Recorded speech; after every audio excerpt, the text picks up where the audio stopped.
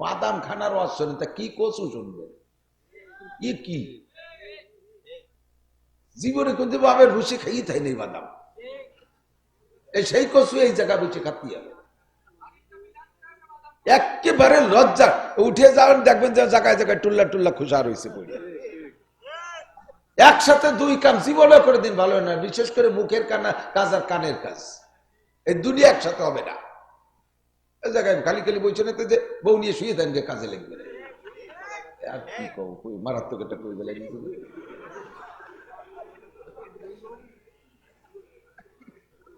না করে পারি নাই, ঠিক করছি, যা কব কইছি ফেরত হবে না। তবলিগে 3 চিল্লা দিয়ে 2 বার হজ করিয়া এসে এলেনের কিচ্ছু জানা যায় না। সারা জীবন ধরে আন্তর্জাতিক খ্যাতি সম্পন্ন মূর্খ, আকাম কুকাম করে বেড়াইছে, বুড়োকালে এক হজ করিয়া এসে ঘন ঘন ফতোয়া দেয়। এর জ্বালায় মসজিদের ইমামরা ইমামতি করতে পারে না, একেবারে কিচ্ছু জানে না, কায়দা মতো থুবলো আর ডুবলো আর বর্ষা। এর নাম তো ছিল হঠাৎ মৌলানা। একটা তরতিব আছে, ইবাদতের মর্যাদার পার্থক্য আছে। মুসলমানের করণীয় ইবাদত গুলি কয়েক ভাগে বিভক্ত। প্রথম শ্রেণীর নাম হলো ফরজ, দ্বিতীয় শ্রেণীর ইবাদত ওয়াজিব। ফরজের মধ্যে 2টা ভাগ, ফরজে আইন, ফরজে কিফায়া। দৈনন্দিন 5 ওয়াক্ত নামাজ ফরজে আইন, সুস্থ থাকলে, বাড়ি থাকলে, মুসাফির না হলে রোজা রাখা ফরজে আইন, হজ করা ফরজে আইন, যাকাত দেওয়া ফরজে আইন, পর্দা করা ফরজে আইন, এমন করে আরো ফরজে আইন আছে যেগুলো এনি ম্যান এভরিবডি, প্রত্যেকটা মুসলমান নরনারী সাবালকের উপরে ফরজ। আর কিছু হলো ফরজে কিফায়া, যেগুলো কিছু সংখ্যক মানুষে আদায় করলে বাকিরা গুনাহ থেকে বেঁচে যায়। তবে আদায় যে করবে নেকি সেই পাবে, আদায় না করনেওয়ালারা নেকি পাবে না, কিন্তু গুনাহ থেকে বেঁচে যাবে। তার মধ্যে একটা হলো জানাজার নামাজ।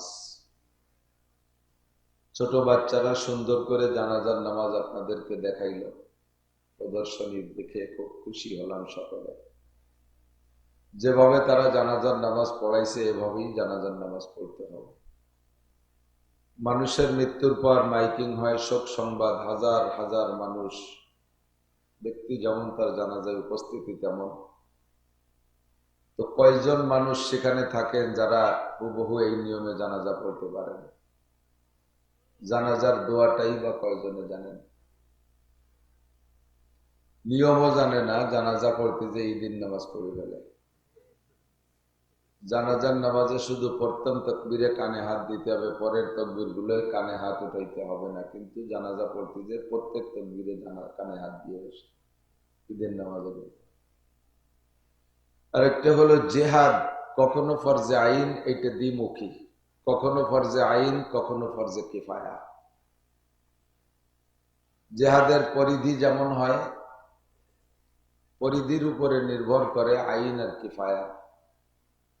স্বল্প পরিসরে যদি জিহাদ হয় তাহলে কিছু সংখ্যক মানুষ সে জেহাদের শরীক হইলে তাতে যদি জেহাদের কার্যক্রম সম্পন্ন হয়, উদ্দেশ্য আদায় হয়, তাহলে কিছু সংখ্যক মানুষ ওই যুদ্ধে অংশগ্রহণ করলেই বাকিরা গুনাহ থেকে বেঁচে যাবে। আর যখন যুদ্ধ ব্যাপক হারে লেগে যায় তখন সকলের উপরে এটা ফরজে আইন হয়ে দাঁড়ায়। তখন কেউ কেউ গেল আর কেউ ঘরে বসে থাকলো, আদায় হবে না। যারা গেল তাদের হবে, যারা না গেল তারা গুনাহগার হবে। তো প্রথম ফরজ, তারপরে ওয়াজিব। বুঝতে হবে কথাগুলো। তালাবুল ইলমে ফরিদাতুন আলা কুল্লি মুসলিমিন ওয়া মুসলিমাত। দ্বীনি ইলম শিক্ষা করা প্রত্যেকটা মুসলমান নরনারীর উপরে ফরজ। খেয়াল করতেছেন সবাই? সুর নাই, এমনিও নাই, আগেও নাই, পরেও নাই, কাটা কাটা ক্লাসের মতো দুই চারটে কথা বলি, তো একটু খেয়াল না করলে বলতে পারবো না, টাইম ওভার হয়ে গেছে। তলাবুল ইলমে ফরিদাতুন আলা কুল্লি মুসলিমিনা মুসলিমাত, দ্বীনি ইলম শিক্ষা করা প্রত্যেকটা মুসলমান নরনারীর উপরে ফরজ। এই ফরজটা ফরজে আইন, এর মধ্যে আবার দুই ভাগ। কিছু ইলম, দ্বীনি ইলম শিক্ষা করা খুব ব্যাপক ব্যাপার। অনেকে মনে করে মাদ্রাসার পড়া, একটু সিপারা পড়া, একটু কোরআন শরীফ পড়া, ওর জন্য এত বড় বড় ঘর লাগে নাকি, এত হুজুর লাগে নাকি, এত টাকা পয়সা লাগে নাকি? মাদ্রাসার পড়া সম্পর্কে আপনার বিলকুল কোনো ধারণা নেই, বিলকুল অভিজ্ঞতা নেই। মাদ্রাসার কিতাব পড়া শেখার জন্য গ্রামারই পড়া লাগে, আরবি গ্রামার পড়া লাগে 8 বছর। তারপরও শতকরা 95% মৌলানা আরবি রিডিং গ্রামার সহকারে পড়তে পারে না, 5% পারে। স্কুল কলেজের বই পুস্তক পড়েন আপনারা, দিন রাত মিলে কয় ঘন্টা পড়েন, কত তাল বাহানা এর মধ্যে করেন, ক্রিকেট খেলেন, ফুটবল খেলেন, পাঙ্কু মারেন, সফরে যান, আগান বাগানে ঘোরেন, মোবাইল নিয়ে সময় নষ্ট করেন, কতটা করেন, তারপরে এ প্লাস পান। মাদ্রাসার ছাত্ররা কিতাবখানায় যারা মৌলানা লাইনে পড়ে, এরা 16-18 ঘন্টা কিতাব পড়ে, তারপরও 100 মার্ক বের করতে তাদের জীবন তুলে যায়, কোনো সময় অপচয় করে না। হাজার হাজার কিতাব, হাজার হাজার কিতাব, যা সম্পর্কে অভিজ্ঞতা নেই। এই সমস্ত কিতাবের এলেম অর্জন করে জাতিকে সুষ্ঠু সমাধান দেওয়ার মতো যোগ্য মানুষ তৈরি করা, এটা ফরজে কিফায়া। এলাকা ভিত্তিক, জেলা ভিত্তিক বা থানা ভিত্তিক, কমপক্ষে থানায় একজন, কমপক্ষে জেলায় একজন, বিভাগে কয়েকজন, সারা দেশ ব্যাপী বেশ কিছু এরকম বড় বড় মাপের ওলামায়ে কেরাম বিদ্যমান থাকে, এটা ফরজে কিফায়া। নইলে শরীয়তের অনেক বিধিবিধানে আমরা আটকে যাব, যার সমাধান দেওয়া কারো দ্বারা সম্ভব না। তবলিগে 3 চিল্লা দিয়ে 2 বার হজ করিয়া এসে এলেমের কিচ্ছু জানা যায় না, সারা জীবন ধরে আন্তর্জাতিক খ্যাতি সম্পন্ন মূর্খ, আকাম কুকাম করে বেড়াইছে, বুড়োকালে এক হজ করিয়া এসে ঘন ঘন ফতোয়া দেয়। এর জ্বালায় মসজিদের ইমামরা ইমামতি করতে পারে না, একেবারে কিচ্ছু জানে না, কায়দা মতো থুবলো আর দুমলো আর বর্ষা। এর নাম তুই হলো হঠাৎ মৌলানা। জীবন বইরে আকাম কুকাম করে বেড়াইয়া সর মুনাই দিয়ে গুল্লি দিয়ে পাগড়ি বেঁধে জুব্বরটা গাই দিয়ে হঠাৎ মৌলানা।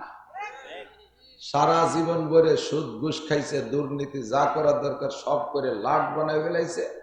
রিটায়ার্ডের পরে যখন ঘুষ পায় না, সেই সময় তবলিগে 3 চিল্লা দিয়ে উনি আমির শাহ হুজুর, তিনিও হঠাৎ মৌলানা। এই হঠাৎ মৌলানাকে দিয়ে দিন চলে না। মৌলানা লাগে হজরত মৌলানা উসমান গনি মুসাফিরি, মৌলানা লাগে হজরত মৌলানা হাফিজুর রহমান, হজরত মৌলানা রিজাউল করিম, হজরত মৌলানা ফয়জুল করিম, হজরত মৌলানা শাইখুল হাদিস আল্লামা আজিজুল হক, হজরত মৌলানা ফজলুল হক আমিনী, হজরত মৌলানা মামুনুল হক, হজরত মৌলানা আব্দুল মালিক সাহেব, সারা বিশ্ববিখ্যাত আলেম, বাংলাদেশের সন্তান, বলেন আলহামদুলিল্লাহ। হজরত মৌলানা আহমদ শফি সাহেব, ইন্দা হলেন এই ব্যাপক এলেমের অধিকারী, ইন্দাই হজরত মৌলানা। এরকম বড় বড় আলেম তৈরি করে রাখা ফরজে কিফায়া। আর প্রত্যেকের দৈনন্দিন চলতে ফিরতে যে এলেম লাগে, অজুর ফরজ 4টি, অজুর সুন্নাত 10টি, অজু ভাঙ্গার কারণ 7টি, তারপরে 4টে কলেমা, সূরা ফাতিহা সহ কমপক্ষে 4টে সূরা মুখস্থ রাখা, আত্তাহিয়াতু পড়া, দোয়া মাসুরা পড়া, দুরূদ শরীফ পড়া, দোয়া কুনুত পড়া। এই নামাজের যে মাসালা আছে, নামাজ ভাঙ্গার কারণ, নামাজের 13টা ফরজ, 14টা ওয়াজিব, 28টে সুন্নতে মুআক্কাদা, নামাজ ভাঙ্গার 19টে কারণ, গোসলের ফরজ 3টি, তায়াম্মুমের ফরজ 2টি, গোসল ভাঙ্গার কারণ, ফরজ গোসলের কারণ, এই যে দৈনন্দিন যে প্রয়োজনীয় মাসালা, আরবিতে একে বলে ইলমুল হাল, এইটা শিক্ষা করা সকলের জন্য ফরজে আইন। শুদ্ধ করে কোরআন শরীফ পড়া শিক্ষা করা ফরজে আইন, এনি ম্যান এভরিবডি, প্রত্যেকটা মানুষের জন্য ফরজ। তো শরিয়াতের করণীয় বিষয়গুলো কয়েক ভাগে ভাগ, তার ভিতরে 1 নম্বরে ফরজ, ফরজ 2 প্রকার, আইন আর কিফায়া। 2 নম্বরে ওয়াজিব, ওয়াজিব আর ফরজ খুব কাছাকাছি, খেয়াল করেন। ওয়াজিব আর ফরজ খুব কাছাকাছি। ওয়াজিব জায়গা বিশেষ, নামাজের মধ্যে এক ধরনের ওয়াজিব, হজের মধ্যে আর এক ধরনের ওয়াজিব, এক এক জায়গায় এক এক এবার এক এক হুকুম ওয়াজিব। তো নামাজের মধ্যে যে ওয়াজিব গুলো তরক হয়, এই ওয়াজিব নামাজের মধ্যেই কিছু দিয়ে কোনো আলাদা একটা কাজ দিয়ে তার সমাধান করে নেওয়া যায়। আর হজের মধ্যে যে ওয়াজিব আছে এইগুলো যদি তরক হয় তাহলে তা সমাধানের একটা ব্যবস্থা আছে, কিন্তু ফরজ তরক হয়ে গেলে ওই ইবাদতকে সম্পূর্ণ দোহরাইতে হয়। বুঝতে পারি নেই আমি। নামাজের 13 ফরজের একটা ফরজ যদি ছুটে যায় তাহলে বাকি 12টা ফরজ যত সুন্দর করে আদায় করেন ও নামাজ হবে না, নামাজকে আবার দোহরাইতে হবে। হজের যে ফরজগুলো আছে একটা ফরজ যদি ছুটে যায় তাহলে হজকে আবার নতুন করে করতে হবে। নামাজের মধ্যে ওয়াজিব যদি ছুটে যায় তাহলে নামাজের শেষ বইটাকে সিজদা দিলেই এই সমাধান হয়ে যাবে। হজের ভিতরে যদি ওয়াজিব তরক হয়ে যায় তাহলে একটা কুরবানি করে দিলে সেই ওয়াজিবটার সমাধান হয়ে যায়। ফরজ আর ওয়াজিব খুব কাছাকাছি, খুব পিঠে পিঠি, চিনতে বড় কঠিন। জায়গায় জায়গায় এক জায়গায় ঢুকে গেছে ফরজ আর ওয়াজিব।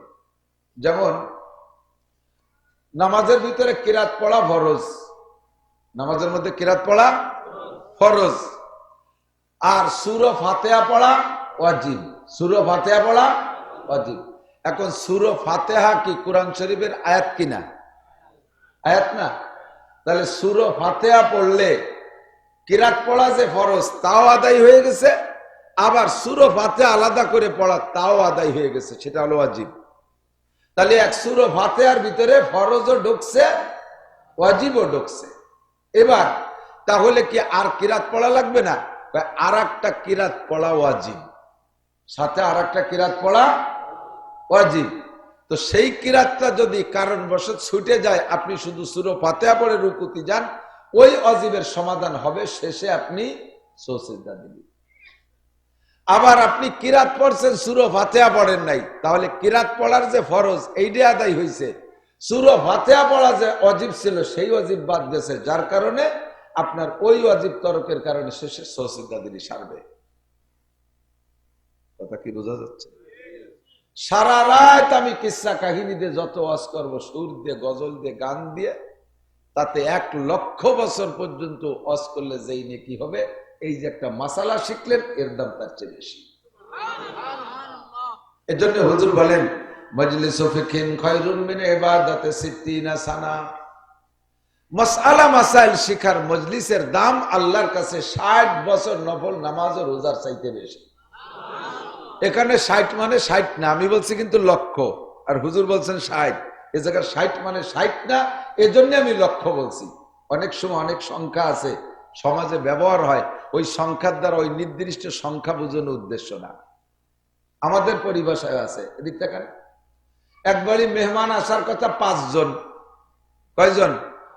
মেহমান আসছে 10 জন, কাচারিতি বসাই দিয়া এবার ঘরে গেছেন থালবাটি আনতি, একবার ঘরে যান একবার কাছারিতি যান, একবার ঘরে যান একবার কাছারিতি যান। বউ কয় যে আটা আটি আর থালবাটি নাও। আরে কি নেব, 14-20 মানুষ হয়েছে। কয় 20? 14-20তে কয়জন হয়? 190 জন নাকি 80 জন? 180 জন। তা ওই জায়গায় আসছে হলো 5 জনের জায়গায় 10 জন, তাতে 14-20 দিয়ে 180 হবে নাকি? এ জায়গায় 14-20 করার উদ্দেশ্য হলো সীমা লঙ্ঘন করছে, অতিরিক্ত আসছে, অধিক সংখ্যা বোঝানোর উদ্দেশ্য। সূরা কদরের ফজিলত, লাইলাতুল কদরি খায়রুম মিন আলফি শাহর। সবে কদর একটা রাত, যেই রাত্রে এক রাত্রে ইবাদত করলে আপনার আমলনামায় 1000 মাস ইবাদতের নেকি দেওয়া হয়।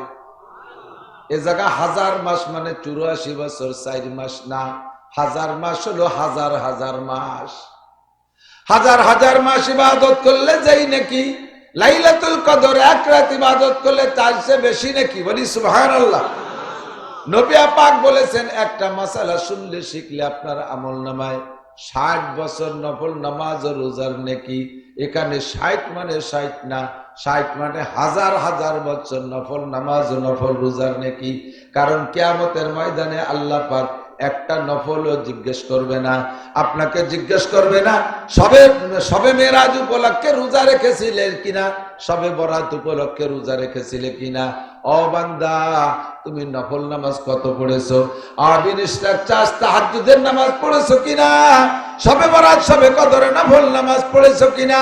জিন্দেগিতে কিয়ামতের ময়দানে নফল ইবাদত সম্পর্কে জিজ্ঞাসা করা হবে না, কিয়ামতের ময়দানে জিজ্ঞাসা করা হবে ফরজ আর ওয়াজিব আর সুন্নাত সম্পর্কে। কাজী লক্ষ বছর যদি হায়াত পান, লক্ষ বছর নফল ইবাদত করলে যেই নাকি ফজরের 2 রাকাত ফরজ নামাজ টাইম মতো পড়লে তার চেয়ে কোটি কোটি গুণ বেশি নাকি। আর ফরজ নামাজকে সহি করার জন্য যেই মাসালা লাগে, তার একটা মাসালা যদি আপনার না জানা থাকে, হতে পারে সারা জীবন ভরে যত ফরজ নামাজ পড়ছেন সবগুলো বাতিল হয়ে গেছে, কিয়ামতের ময়দানে ধরা খাবেন। কাজেই এমন একটা মাসালা শোনার কারণে আপনার জীবনের বাকি ফরজ নামাজের যে ভুলটা ছিল, ওই ভুলগুলো আর কোনোদিন হবে না। এইরকম একটা মাসালার দাম লক্ষ লক্ষ বছর নফল ইবাদতের চাইতে বেশি। খেয়াল করেন নাই? ভালো হইলে নামাজে 13টা ফরজ আছে, একটা ফরজ যদি ভুল করে ছুটে যায়, মনে উঠার পরে আবার ওই ফরজ নামাজকে দোহরায় পড়তে হবে। নামাজের মধ্যে যদি মনে পড়ে, নামাজ ছেড়ে দিয়ে আবার নতুন করে পড়তে হবে। আর নামাজের মধ্যে যদি ওয়াজিব তরক হইয়া যায়, নামাজ থাকতে থাকতে সালাম ফিরানোর আগে যদি মনে পড়ে, তাহলে শেষ বইটাকে সিজদা দিলি সেই ওয়াজিব যতটুকু ক্ষতি হয়েছে ওয়াজিব তরকে, ওই ক্ষতির সমাধান হইয়া যাইবে। এক নামাজের ভিতরে 3টে 4টে 5টা ওয়াজিব যদি ছুটে যায়, তাহলে একটা সিজদাই একবারে সিজদাই যথেষ্ট হবে। এবার আপনার তো এই সমাধানটা জানতে হবে।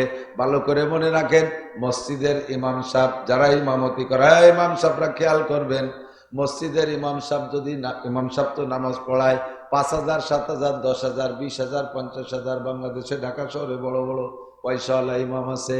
যে হারেই বেতন পাই ইমামতি করেন না কেন, ইমামের নামাজ যদি ভুল হয়, পিছনে যত মুসল্লি আছে সকলের নামাজই ভুল। জোহরের নামাজ পড়াইছে ইমাম সাহেব, ইমামের জোহরের নামাজ হয় নাই।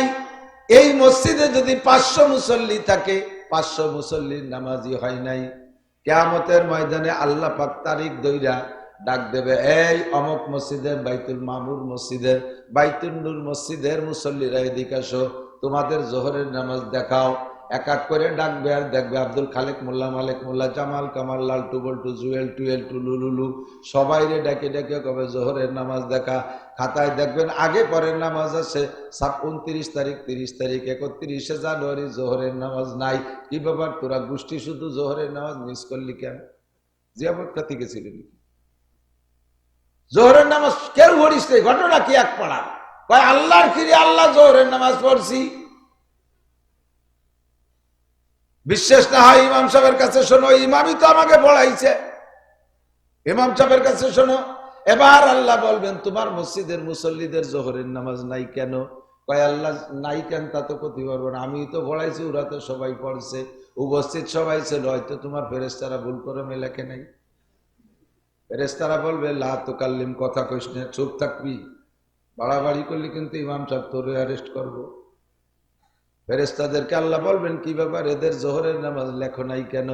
কয় আল্লাহ পড়ে নাই, তা লেখবো কি? কয় ওরা দি কয় একে অপরের সাক্ষী দেয়। ইমাম কয় আমি পড়াইছি, ওরা কয় ইমাম পড়াইছে, উভয় উভয়ের সাক্ষী, এখানে নামাজ নাই কেন? কয় আল্লাহ নামাজের সমস্যা হয়ে গেছে, ইমাম সাহেবেরই নামাজ হয় নাই। ইমাম সাহেবের জোহরের নামাজ হয় নাই কেন? ইমাম সাহেব ওযু বানাইছে, টেপের নিচে পা পাইতে ধরে টেপ চালাই দিয়ে পারে ডলা ঘষা করছে, 2 আঙ্গুলির মাঝখানে চিপার মধ্যে শুকনো, শীতকাল শুকাইছিল, ও জায়গা পানি পৌঁছায় নাই। ওই ইমাম সাহেবের সে জায়গা পানি না পৌঁছানোর কারণে ওযু হয় নাই। আর ইমামের ওযু হয় নাই বলে তার নামাজ হয় নাই, আর ইমামের নামাজ হয় নাই বলে পুরো গোষ্ঠী শুদ্ধ মার খাইছে। এবার এই খবর যখন মুসল্লিরা পাবেন, ওই জায়গায় স্লোগান শুরু করে দেবেন। আরো বাঙালি মুসলমান, একে তো হরতাল, ধর্মঘট ইত্যাদি করার অভ্যাস আছে, মানিয়ে মানবো না, ইমামের কাছে নামাজ চাই, জীবন ভরে বেতন দিছি, কত কিছু খাওয়াইছি, বড় বড় ডিম খাওয়াইছি, জম্মের খান খাওয়াইছি, হুজুরে কত টাকা পয়সা দিছি, এই হুজুর এইরকম মার দেশে কথা মানতে রাজিরা, নামাজ চাই। জনগণ যখন চিল্লাপাল্লা করবে, আল্লাহ ফেরেশতাদেরকে বলবে আগে পাবলিক ঠেকাও। আল্লাহ এরা খালি মুহিত ঠেকতেছে না, কি দিয়ে ঠেকাবো? ইমাম সাহেবের আমল নামা থেকে 500 ওয়াক্ত নামাজ এই 500 জনকে ভাগ করে দাও। পাবলিক ঠান্ডা করবে, ইমাম সাহেবের আমল নামা থেকে 500 ওয়াক্ত জোহরের নামাজ মুসল্লিদেরকে দিয়া এবার ইমামরে ধরো। ইমামরে কিভাবে ধরবো? ইমামের একাক ওয়াক্ত 500 ওয়াক্ত তো বাদ হয়ে গেছে, তার আমল নামা থেকে মাইনাস হয়ে গেছে 500 ওয়াক্ত। একাক ওয়াক্তের জন্য 230 কোটি 40 লক্ষ বছর জাহান্নামে পুড়িয়ে তারপরে ইমাম বেহেশতে যাবে, মুসল্লিরা চলে যাক আগে আগে। এই কথা সব ইমামের জানা আছে, এই কথা সব ইমামেরই জানা আছে। কাজে ইমামরা কত সতর্কতার সাথে নামাজে দাঁড়ায় খেয়াল করেন। বাদাম খানার ওয়াজ শোনেন, তা কি কচু শুনবে? কি জীবনে কিন্তু বাবের ভুসি খাইয়ে থাই নেই বাদাম, এই সেই কচু এই জায়গা বসে খাতি হবে। একেবারে লজ্জা, উঠে যাবেন দেখবেন যে জায়গায় জায়গায় টুল্লা টুল্লা খুশার হয়েছে পড়ে। একসাথে দুই কাজ জীবনে করে দিন ভালো না, বিশেষ করে মুখের কাজ আর কানের কাজ, এই দুনিয়া একসাথে হবে না। এই জায়গায় খালি খালি বলছে না যে বউ নিয়ে শুয়ে দেন যে কাজে লাগবে না। আর কি কই মারাত্মক একটা কই বলে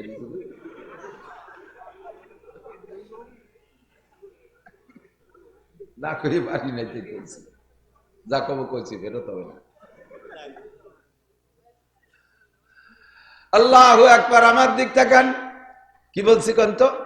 ইমাম সাহেব জানে এত বড় বোঝা আমার কাছে, তাহলে ইমাম কত সতর্কতার সাথে নামাজে দাঁড়ায়। নবী পাক সাল্লাল্লাহু আলাইহি সাল্লাতু ওয়াস সালামের মতো ইমাম কি জগতে এসেছে আর আসবে? আল্লাহু আকবার। আসরের নামাজ 2 রাকাত পড়ে হুজুর সালাম ফিরিয়ে দিয়েছে। সালাম ফিরানোর পরে 3 রাকাত পড়ে সালাম ফিরিয়ে দিয়েছে। 2 রাকাত না, 3 রাকাত। 3 রাকাত পড়ে সালাম ফিরিয়ে দিয়েছে। পিছনে সাহাবায়ে কিরাম নীরবে বসে রয়েছে, চুপ করে কথা কয় না। কিছুদিন আগে আসরের নামাজের ভিতরে 2 রাকাত পড়ছে, বাইতুল মুকাদ্দাসের দিকে ফিরে 2 রাকাত হওয়ার পরে জিবরাইল কয় ফাওয়াল্লি ওয়াজহাকা শাতরাল মসজিদিল হারাম, হুজুর এই নামাজের মধ্যে আপনি কিবলা পাল্টাই দেন, এখন থেকে নামাজ পড়বেন কাবা ঘরের দিকে। মসজিদটা ছিল এমন, যারা দেখছেন হাজী সাহেবরা মসজিদে জুল কিবলাতাইন মদিনায়, মসজিদে যাইয়া মসজিদটা ছিল বাইতুল মুকাদ্দাসের দিকে, এই দিক ছিল মেহরাব। মুসল্লিরা সব পিছন দিয়ে যখন কইছে কিবলার দিকে ফেরেন, কিবলা হলো এই দিক, কিবলা পিছনের দিক। এখন ওই জায়গা দাঁড়ায় যদি পিছনের দিক ফেরে তো মুসল্লিরা সামনে হয়ে যায়, ইমাম সাহেব পিছনে, মুসল্লি সামনে, নামাজ হবে নাকি? কি করলেন? জিবরাইল হুজুরকে ধরে মাঝখান দিয়ে এই সামনে এই পিছনের দিকে দিয়ে কিবলার দিক ফিরে দিয়েছে। মুসল্লিরা যার যার হুজুরের সাথে সাথে কিবলা ফিরে এনেছে। 4 রাকাতের ভিতরে 2 রাকাত হওয়ার পরে কিবলা পাল্টা এনেছে। আজকে আবার কয়েকদিন পরে যাইয়া 3 রাকাতে সালাম ফিরে দিছে। সাহাবায়ে কিরাম চুপ করে বসে রয়েছে, না জানি হয়তো জিবরাইল নামাজের মধ্যে হুজুরকে শিখাই দিয়েছে এখন থেকে আসরের নামাজ 3 রাকাত, মাগরিব যেমন 3 রাকাত, আসরের এরকম 3 রাকাত। এই বয়তে সাহাবায়ে কিরাম না কথা না বলে চুপ করে বসে রয়েছে। ইতিমধ্যে এক সাহাবার উপাধি হলো জুলিয়াদাইন। ওই সাহাবার হাত একটু তুলনামূলক লম্বা বেশি, জুলিয়াদাইন মানে লম্বা হাতওয়ালা। ওই সাহাবা সাহস করে দাঁড়ায় গেছে, দাঁড়াই বলতেছে ইয়া রাসূলুল্লাহ আকুসিরাতিস সালাতু আম নাসিতা, হুজুর নামাজ কি আল্লাহ কুমাইয়া 3 রাকাত ফরজ করছে আসরে, নাকি আপনি ভুলিয়ে 3 রাকাত পড়াইছেন? হুজুর জবাব দিলেন আমা নাসিতু আমা কুসিরাত, আল্লাহ নামাজ কুমাই দেয় নাই, আমিও নামাজ ভুলে 3 রাকাত পড়াই নাই। হুজুরের বিশ্বাস যে 4 রাকাতই পড়াইছেন, হুজুরের বিশ্বাস 4 রাকাতই পড়াইছে। এই জন্য হুজুর বলেন আল্লাহ নামাজ কমায় দেয় নাই, আমিও নামাজ কম পড়ি নাই। হুজুর যখন স্বাভাবিক মিজাজে জবাব দিয়েছে, ধমক দিয়ে জবাব দেন নাই। বাকি সাহাবায়ে কিরাম সাহস পেয়ে গেছে, কয় হুজুর আল্লাহি ইম্মা কুসিরাত ওয়া ইম্মা নাসিতা, আল্লাহর কসম হয় আপনি আপনি ভুলে 3 রাকাত পড়াইছেন, নইলে আল্লাহ কমাই দিয়েছে। ঘটনা কিন্তু যে কোনো একটা ঘটে গেছে, নামাজ কিন্তু 4 রাকাত হয় নাই। হুজুর যখন দেখলেন সব সাহাবায়ে একদিকে সাক্ষী দিয়েছে, আর কথা না বলায় দাঁড়ায় গেলেন, ফাকামা দাঁড়ায় গেলেন, ওয়াসাল্লা রাকাতান, আর 1 রাকাত পড়লেন। এরপরে সিজদা দিয়ে নামাজকে সুন্দর কমপ্লিট করলেন।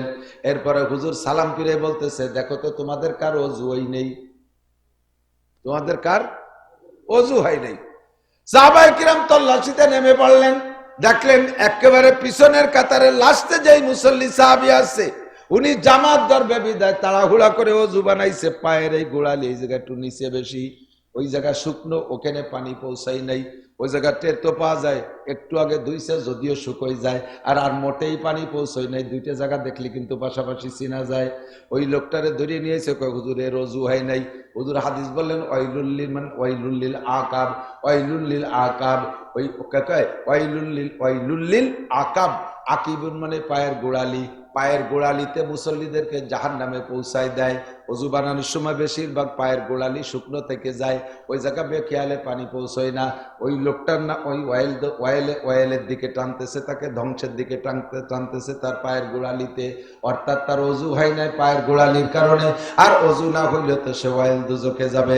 এবার হুজুর বললেন ওই লোকটার ওযু না হওয়ার কারণে আমার নামাজের মধ্যে ভুল হয়ে গেছে,